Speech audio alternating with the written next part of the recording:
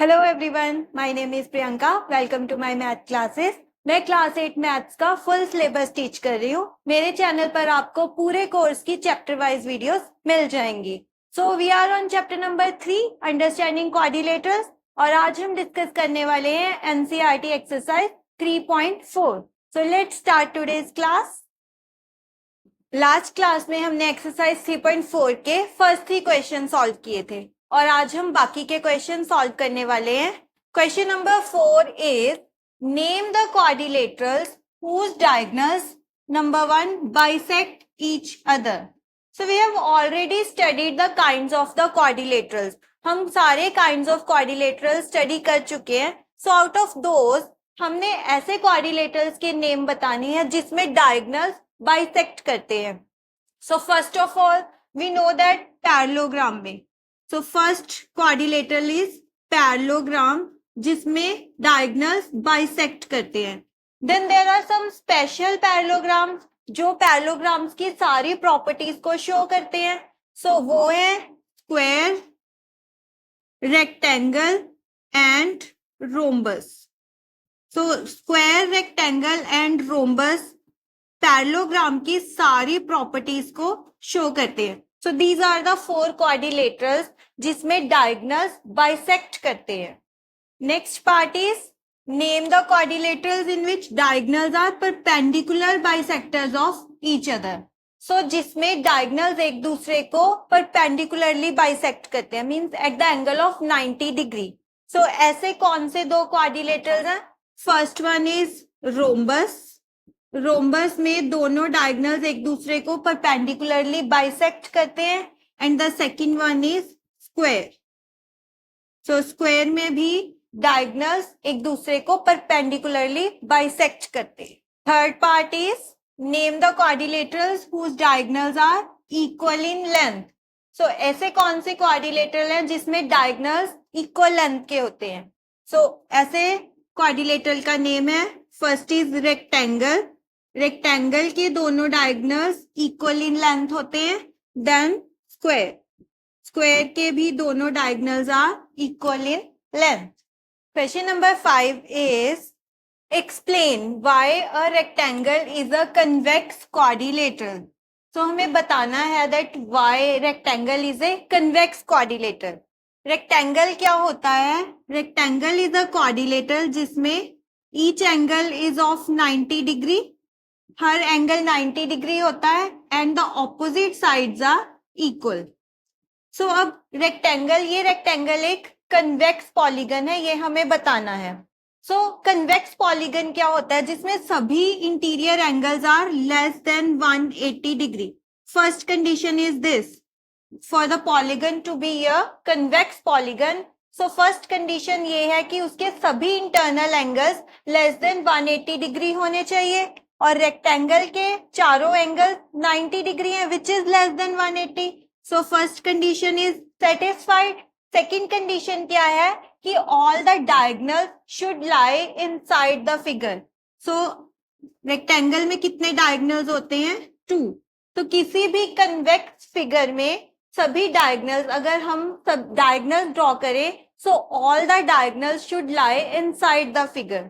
और rectangle के दोनों diagonal inside figure ही lie करते हैं.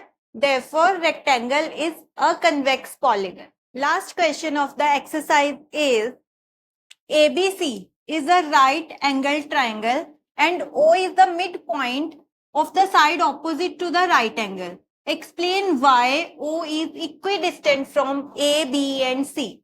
So इसमें हमें given है that ABC is a right angle triangle.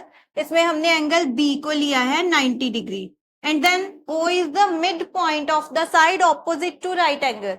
That means O AC का midpoint है. And हमें proof करना है that O is equidistant from A, B and C. That means OA is equal to OB and OC. This is to prove. हमें क्या proof करना है? That OA is equal to OB is equal to OC. So how we are going to solve this question? हम ये question को with construction solve करेंगे. So first of all we will draw a line parallel to BC. Draw a line parallel to BC। हम BC के एक line parallel draw करेंगे A से। Then obviously this angle will also be equal to 90 degree, क्योंकि ये angle 90 degree angle B। अगर हम एक लाइन A से पैरेलल ड्रॉ करेंगे BC के, तो ये एंगल भी 90 डिग्री ही होगा। Then we will cut AD is equal to BC।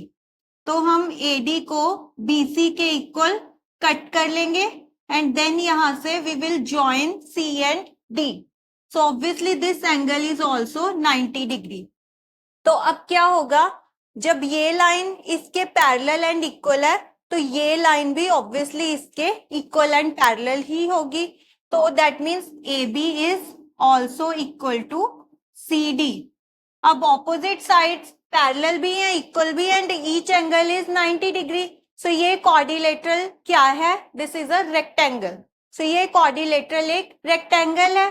अब रेक्टेंगल के दोनों डायगोनल्स एक दूसरे को बाइसेक्ट करते हैं। वी नो दैट रेक्टेंगल के दोनों diagonal at the point of intersection एक दूसरे को बाइसेक्ट करेंगे। What is the meaning of bisection? Bisect का मतलब होता है एक दूसरे को इक्वल पार्ट में डिवाइड करना, which means AO is equal to OC and BO is equal to OD।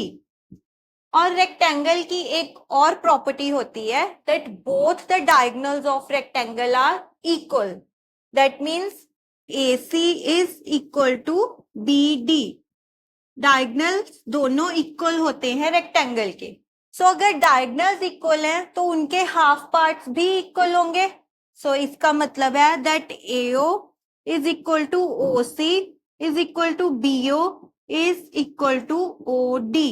So ये चारों पार्ट्स आपस में इक्वल होंगे and this is our question. हमें यही प्रूफ करना था that OA is equal to OB is equal to OC। So हम अगर इस फिगर को एक रेक्टेंगल बनाएंगे तो ये तीनों पार्ट्स आपस में इक्वल प्रूफ हो जाते हैं। So this is the complete solution to exercise 3.4।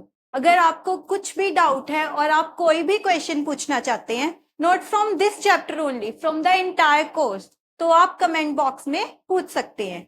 Next class में हम प्रीवियस ईयर एग्जाम्स के वेरी इंपॉर्टेंट क्वेश्चंस डिस्कस करेंगे। If you want to learn with me, subscribe to my channel. See you in the next class.